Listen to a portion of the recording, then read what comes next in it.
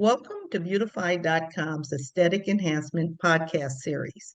I'm delighted to introduce Dr. Samir Shah, a board-certified plastic surgeon. He has an established cosmetic services practice, a New You plastic surgery and laser center with 2 offices in the greater Chicago area. Dr. Shah specializes in cosmetic surgical breast and body enhancement procedures. He has the unique opportunity to practice with his father, who is also a board certified plastic surgeon. Together, they have 50 plus years of cosmetic and reconstructive plastic surgery experience. Our topic is cosmetic enhancement procedure called the Brazilian butt lift, or as it is commonly known, BBL.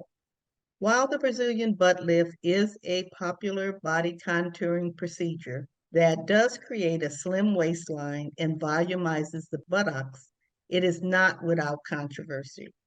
Today, we will be talking to Dr. Shah about BBL facts and how you can achieve a shapely derriere without the risk. Welcome, Dr. Shah. Well, thank you, Yvette, and thank you for giving me this platform to discuss a hot topic in plastic surgery, which is the Brazilian butt lift. Yeah, certainly it is. I'm sure a lot of people read some horror stories. So why don't we just start off by explaining to our listeners what is a Brazilian butt lift? If you could give us a description. So it's interesting because the moniker Brazilian butt lift does imply several things. One of it is it maybe has some origins from Brazil and it's actually lifting. The truth is that this procedure in general is to create a slimmer waistline and enhance the buttock. But a lot of it, the name is, well, where did it come from? And how did it get this particular name? Because it's a unique name for a procedure. And the reality is we really don't know for sure where the name got its label, but we can assume a lot of the cosmetic and surgery stems from Brazil. As we know, it's a mecca of plastic surgery, and in fact, they have more plastic surgeons per capita than the U.S. And when you think about Brazil and maybe the beaches of Copacabana, you get these images of rounded individuals, women filling those beaches. So maybe some of it is to pay homage to Brazil, but we really don't know.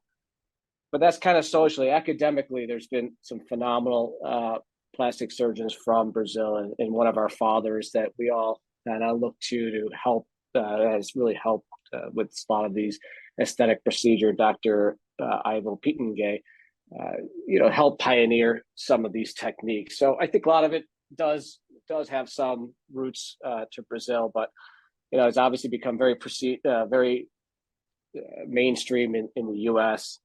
And it's a little funny that it's called a butt lift, because I really think it should be called a butt fill, because lifting implies like you're lifting, you're cutting skin, you're elevating it. It's really not. You're really filling the buttocks with fat, and you're shaping the waistline. So it doesn't quite encompass what the procedure really is with the name.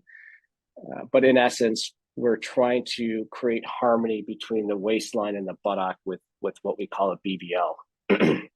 Now that makes a lot of sense, because the name is confusing. Because as you said, you think of a lift like a facelift.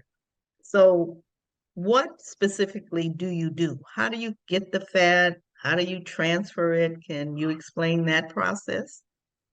Yeah, typically we want to harvest fat in the torso or the abdomen, because in order to create a nicer looking buttock and more aesthetic buttock, you want to address the torso, which is the abdomen, and also the backside, which typically is the waist, the flanks, and the bra roll, the upper back. And we slim that down with liposuction, standard liposuction techniques where you add what we call tumescent or water to hydrate the fat, and you use special liposuction cannulas to extract the fat.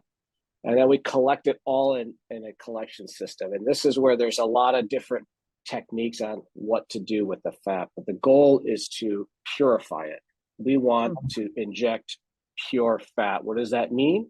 That means to remove the water, the oil, let it settle, and then really get that nice yellow kind of colored fat and free of material that could maybe dilute it or maybe cause it to not survive as long. And then from there, it's through a systematic approach where we inject the fat into the buttock, creating that more rounded harmony type of pear-shaped buttock through a special fat injection device. So that's kind of the procedure in a nutshell. Well, how do you talk to your prospective patients about the size of the buttocks? Is there some advice you give them to create the best rounded Yeah. glutes they can have?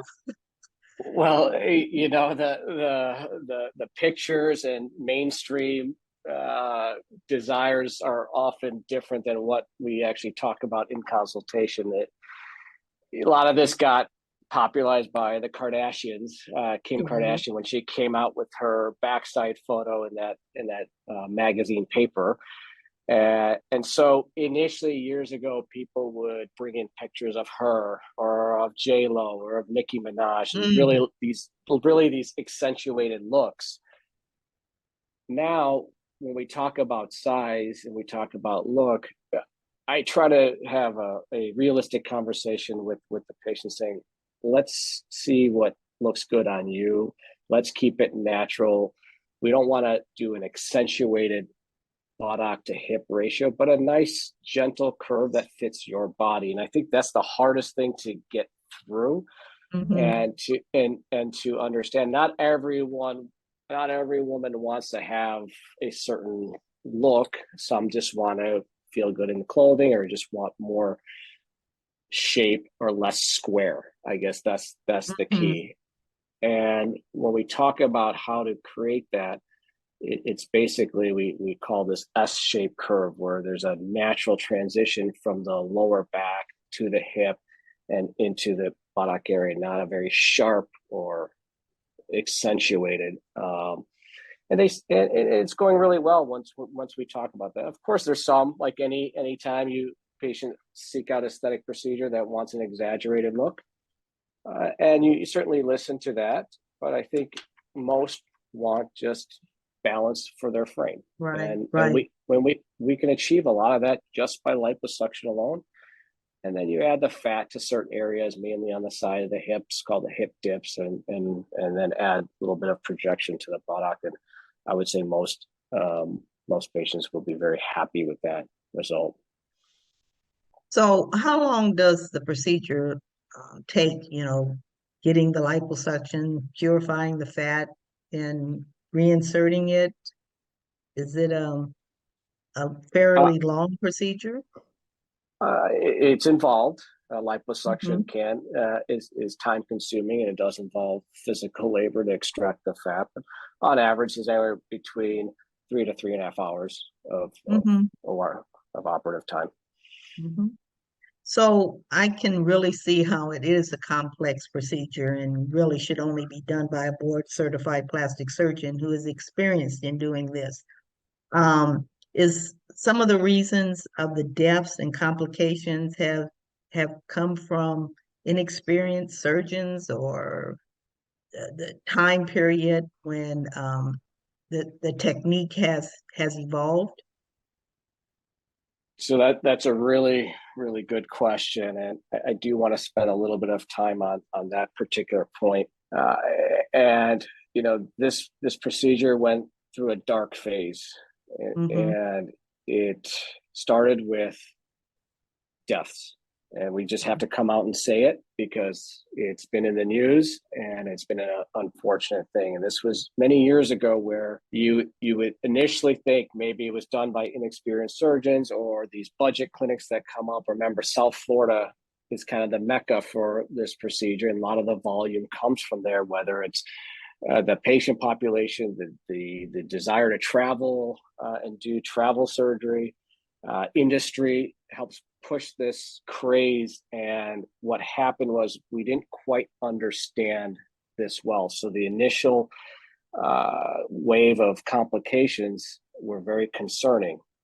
I have to commend our society and the group of plastic surgeons that took this issue and said, we're going to figure out why. Why did this happen? Group of plastic surgeons, ASPS, formed a task force. And this task force actually went to South Florida, worked with the medical examiner, and studied these patients. Why was the cause? These patients were young women, mothers, good BMI, but they found one thing.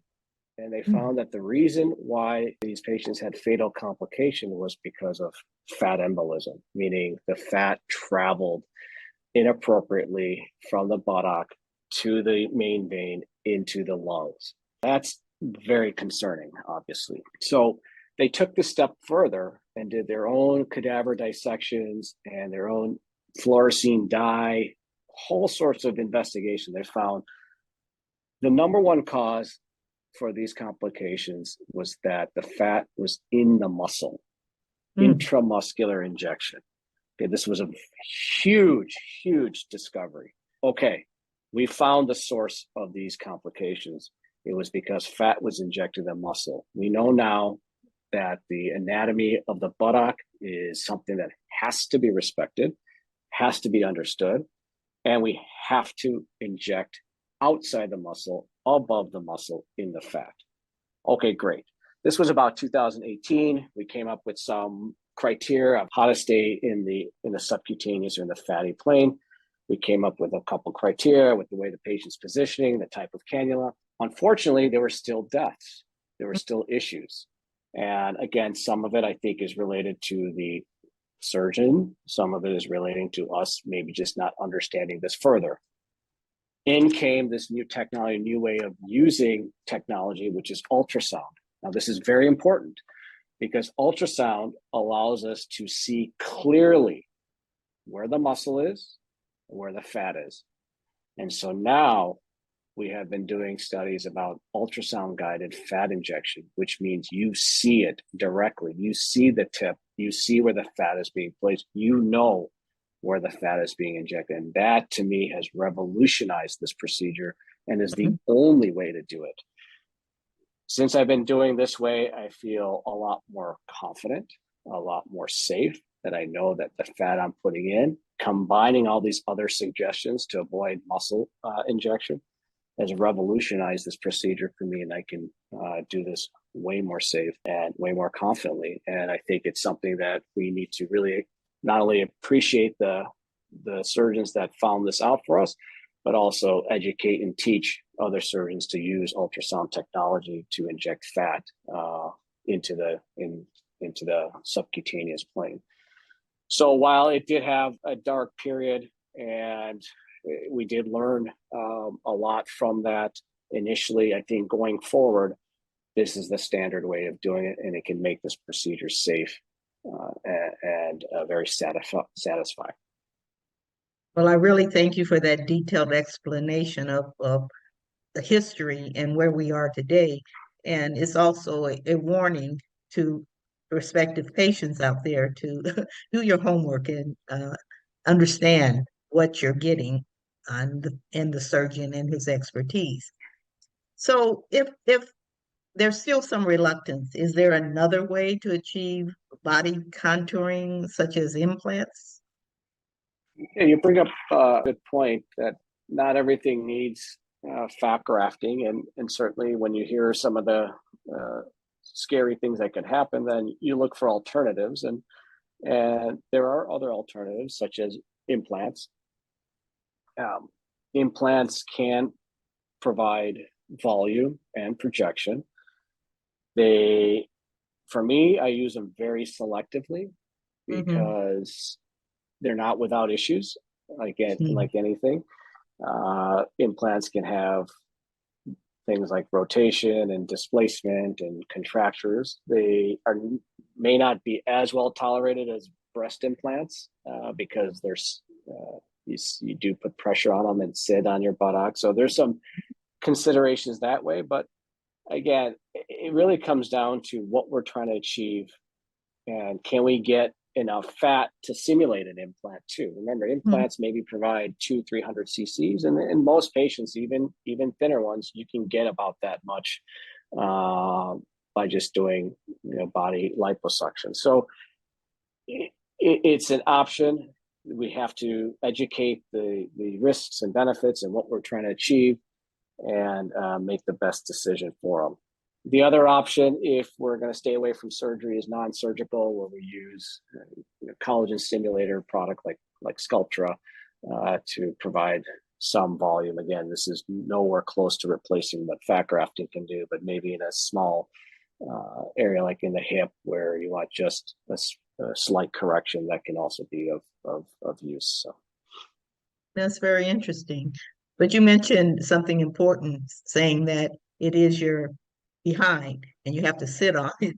So what is the recovery like for these patients? It seems to be a bit rough.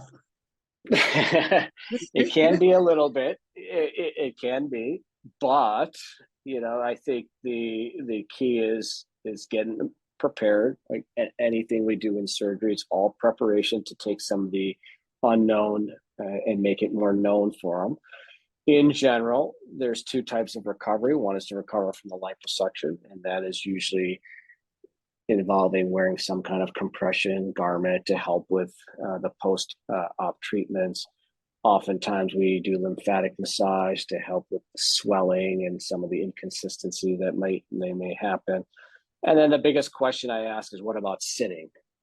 And with the technique I do, because I don't have to force the fat in, I know exactly where I'm placing it, and I'm putting it deeper in the fat, but not in the muscle. There's not as much of a pressure issue that we used to have. I certainly don't expand the buttock where you start seeing dimpling and some of the pressure-related necrosis can happen. But in general, I have them get like a special pillow. There are BBL type pillows or something simple like a boppy pillow just to unload some pressure. You can sit, but I have them make sure they stand up every 20 to 25 minutes. And this goes on for about 2 weeks. And after about 2 weeks or so, most of my patients, I check their response. Most of the time, the fat is already integrated, and for the most part, they can kind of continue in a still careful fashion to sit. But by 6 weeks, the restrictions are pretty lifted from there, so it's not too bad for them. It doesn't sound too bad. Yes.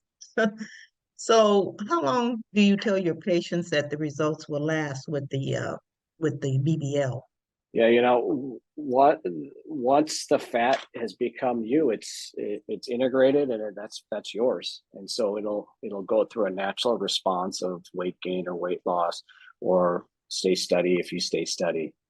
There is a little bit of attrition of fat. We kind of quote anywhere from 20 to 50%. It's really hard to accurately say that, but visually, following the patients out, as long as they maintain their health and their weight, they look good for as long as they can maintain their body frame.